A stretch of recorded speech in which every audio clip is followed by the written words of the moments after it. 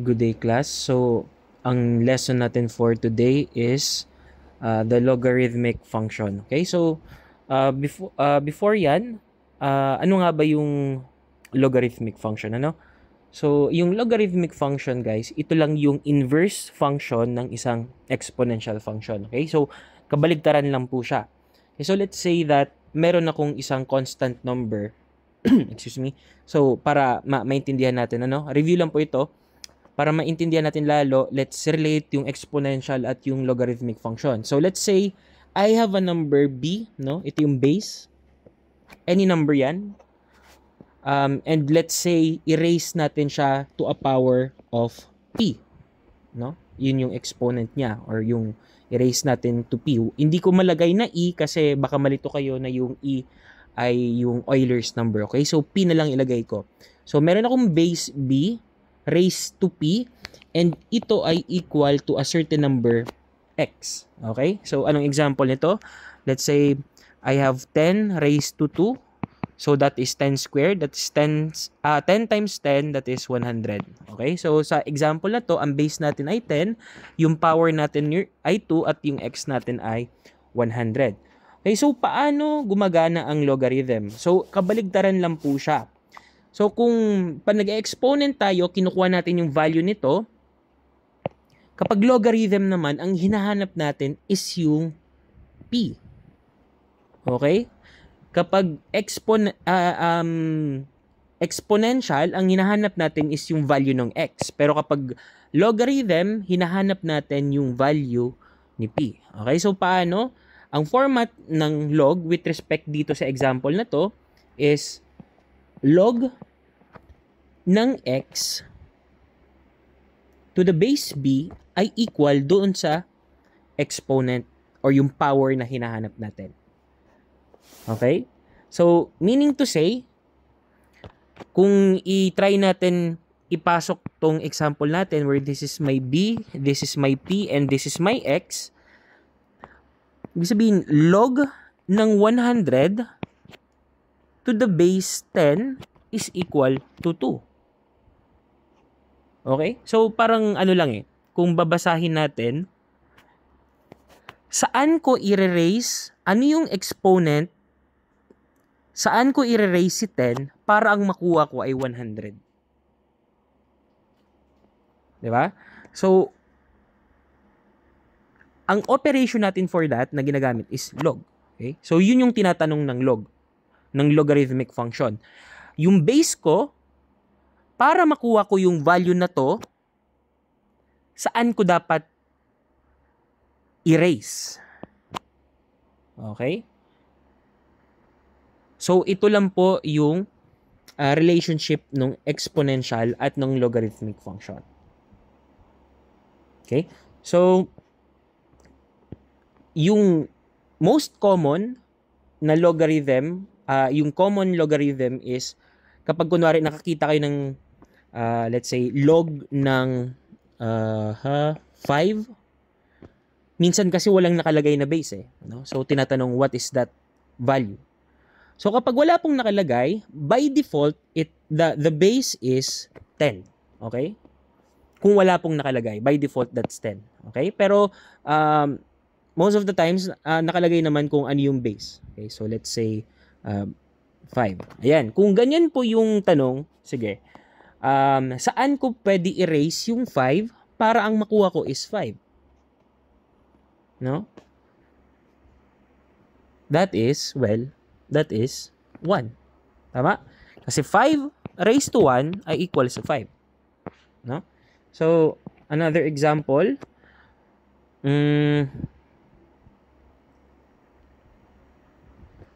Log ng 16 base 2. Okay, so saan ko dapat erase yung 2 para ang makuha ko ay 16? Okay, so 2, kung iisipin mo, no? 2, para makuha mo 16, that is 2 times 2. So that's 4 times 2, that's 8 times 2, that's 16. Or that is 2 raised to 4, or pwedeng yun yung sagot.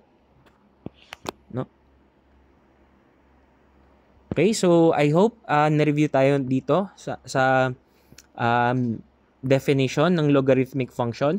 Ngayon naman, sa main event natin, what is the derivative, no? So, paano natin kinukuha? So, yung rule number 11 natin is that if we have log ng instead na x po, ang gagamitin ko is u, wherein u is a function of x to the base b, no? And kinukuha natin yung derivative ng function na to. Okay? No? Pakitandaan po, where u is a function of x. Okay? So, ang 11th rule natin is getting the derivative of a logarithmic function. And ang formula po nito, or yung rule na ginagamit natin is ganito. That is 1 over u times logarithm ng ng e to the base b times, via chain rule, the derivative of u with respect to x. Okay? So that is our rule number 11 for our derivatives of transcendental functions. Okay? So, let's have an example.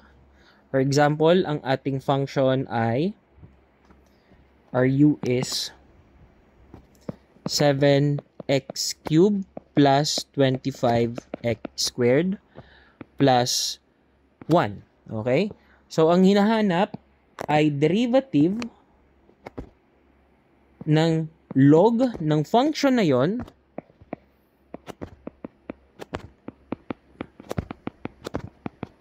to the base, let's say, 2.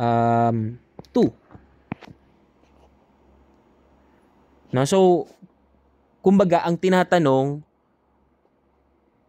ano yung derivative ng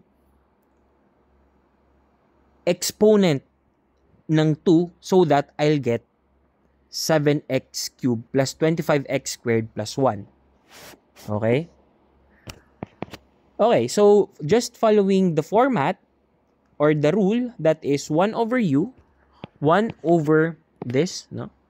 7x cubed plus 25x squared plus 1, that's 1 over u, times the logarithm of e, no? Ang e po ay yung Euler's number natin. So that's 2.718 ... to the base b. Ang base natin dito is 2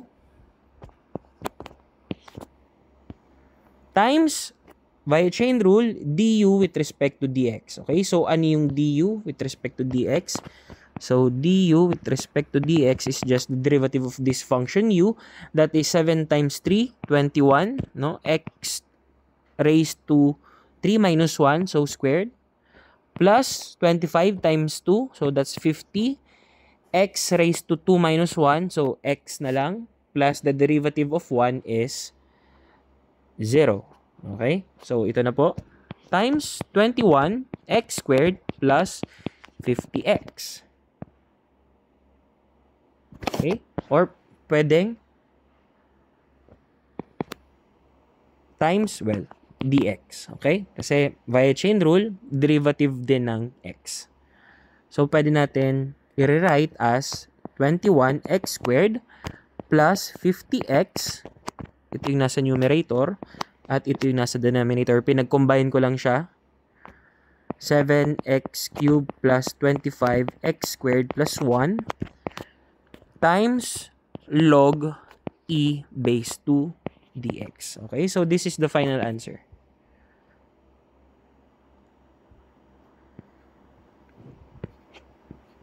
Okay? Okay. So, next naman, let's discuss kung ito yung common logarithm natin, ano? Ang common logarithm natin, as I said, is kapag yung base natin is 10. That's the most common logarithm. Pero meron pang isang very widely used na base, no? And that is base E, no? Kapag ang log ko ay ang base niya is the Euler's number E, which is 2.718 ng U, no? Ito po ay tinatawag na natin na natural logarithm, no? So this is as if it's ln ng U.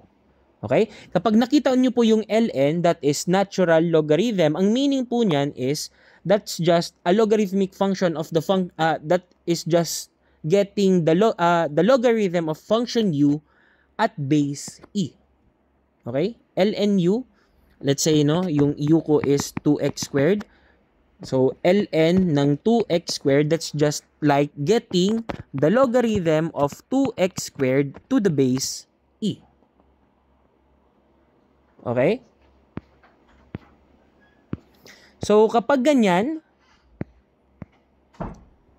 kuha rin tayo ng isang rule, another rule, rule number 12 for the natural logarithm, wherein ang kinukuha na natin ngayon is yung derivative ng ln ng U. Okay? Wherein, again, your U is a function of x. Okay? So, paano yun? I-write natin siya as log, no? And let's apply rule number 11 para makakuha tayo ng isang rule para sa natural logarithm.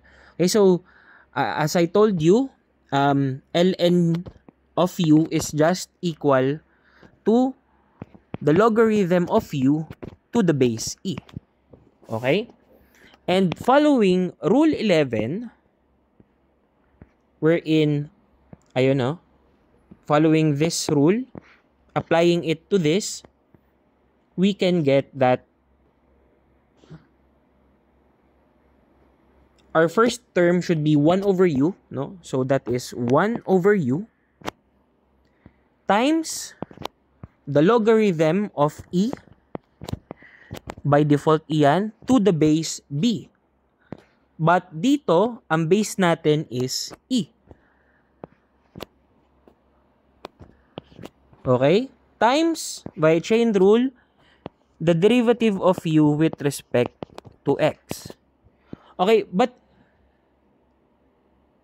let me ask, saan ko dapat erase si E, no, para ang makuha ko is E? Diba? I-erase ko si E sa value no 1 para makuha ko si E. Tama? E raised to 1 is just equal to E. So therefore, the value of this, the log E, base E, is just 1. So ito ay magiging 1 lang. Ang maiiwan is ito na lang. Therefore, I can say that rule number 12, the derivative of a natural logarithm of a function U is just equal to 1 over U times the derivative of U with respect to X. Okay? So this is rule number 12, or the derivative of a natural logarithmic function.